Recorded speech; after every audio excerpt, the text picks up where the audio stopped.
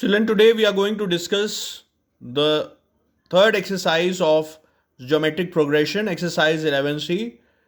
Before starting the exercise, let's discuss few properties of geometric progression. Suppose the series I have assumed here, assume a GP as 4, 8, 16 and so on. So from the first property, we can say that any term multiplied to the consecutive terms of the GP, the series obtained, like if any constant term we multiply to every term of the geometric progression, then the series obtained, the sequence obtained will also be a GP. Suppose the GP was that we have assumed was 4, 8, 16, and suppose I multiply constant 2 in every term of the series, then what we'll get? 4 2s are 8, 8 2 16, 16 to 32 and so on. So this is a GP.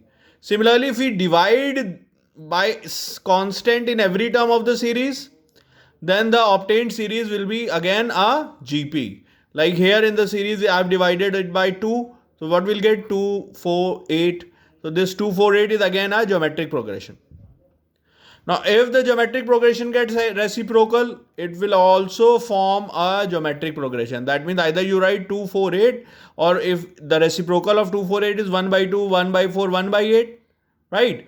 So this will also form a geometric progression. Similarly, if any GP is given, say 2, 4, 8 is given, then if you take any power of every term, same power of every term, that means this will also form a geometric progression. That means 2 to the power 3, 4 to the power 3, 8 to the power 3 will also be a GP.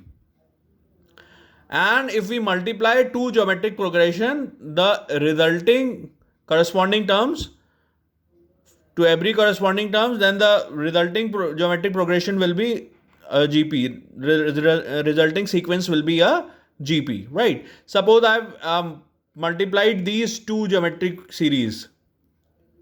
This one 8, 16, 32 and this one 2, 4, 8. When you multiply all the corresponding terms, what we'll get? 2, 8 the 16, 4, 16 the 64 and 8 into 32.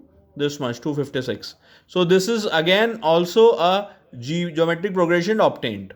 So we can obtain geometric progression like this. This property also holds in GP.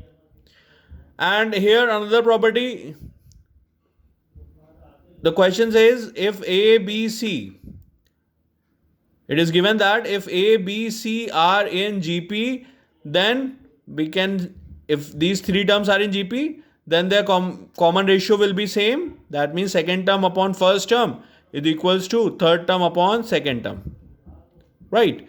So second term upon first term will be B upon A and third term upon second term will be C upon B, and these both are the value of common ratio. So when we cross multiply, what we'll get? B square equals to AC. So from here we can say that if three terms in GP are given, then the square of middle term is the product of its preceding and succeeding term. That means B square equals to AC. Right, children? Note down these properties, please. Let's see some children from the third exercise. I have solved this sum like using two alternative method as well. The question is find the seventh term from the end of the series root 2 to root 2 and so on up to 32. A geometric progression is given. It is a geometric progression because the common ratio is same. If we divide second term upon first term or we divide third term upon second term, we'll get the common ratio as same. So it is a GP. So what we'll do, we have to calculate the seventh term from the end. So we can make the another series as by making the last term as the first term. So you can see that here from here 2 is multiplied. So if we move from backward from the last term to the first term, it will be 2 will be divided in every term.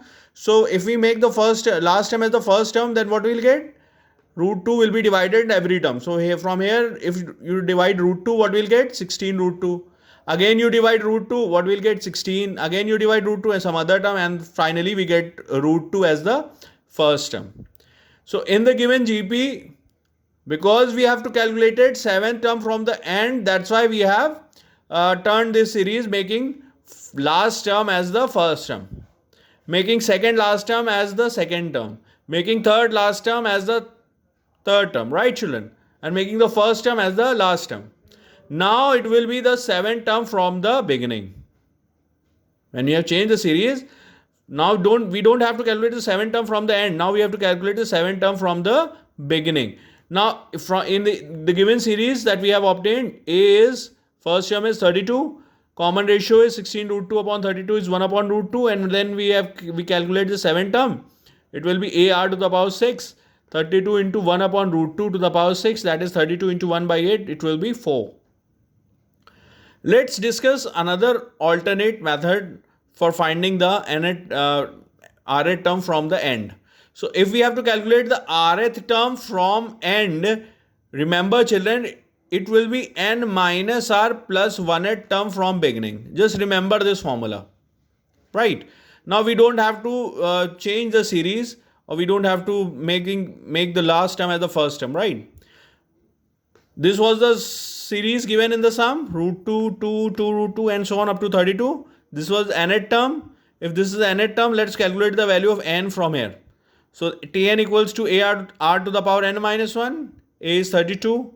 R is root 2. A is root 2. And when we substitute the value, it will be 32 equals to root 2 into root 2 to the power n minus 1. When this root 2 is divided here, it will be 16 root 2. That means root 2 to the power n minus 1 equals to 16 root 2, right? This 16 root 2, if we transfer into root 2 power, it will be root 2 to the power 9. Now here the root 2 power is n minus 1 and here the root 2 power is 9. When we equate the power, compare the powers, we get n minus 1 equals to 9, so n equals to 10. Right? The number of term is 10 in the given sequence. So 7th term from the end will be 10 minus 7 plus 1th term from beginning. Right? So 10 minus 7, 3 plus 1, that will be 4th term from beginning. So that means we have to calculate the value of T4th term. So T4th is the same 7th term from the end. Either you say 7th term from the end or you say 4th term from the beginning. That is same. So T4th will be AR cube. Then substitute the value of A and R. You will get the same answer 4 as we have got here. So these are the two methods finding the nth term from the end of the geometric progression. Right? Note down please. Let's see another sum. Let's discuss another sum, children. In this sum, the question says if A, B, C are in GP, then prove that log A, log B and log C are in AP. That means arithmetic progression. Remember children, if A, B, C are in GP, that means B square equals to AC, property we have discussed. If A, B, C are in AP, then 2B equals to A plus C. That means twice of the middle term equals to sum of its preceding and succeeding term that we have discussed. Right? So we know the results. When the three terms are in GP, what condition we are going to apply? When the three terms are in AP, then what the conditions we are going to apply. Right? Let's see the solution. It is given that A, B, C are in GP. Now when A, B, C are in GP, this means B square equals to AC. Taking log both sides, so it will be log B square equals to log AC.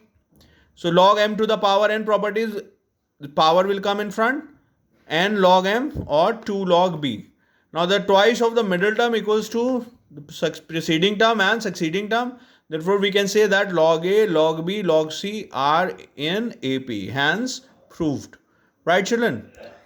So solve the sums from the third exercise. 3 questions are already solved. It is given in hint, right? In your fair copies. Don't forget.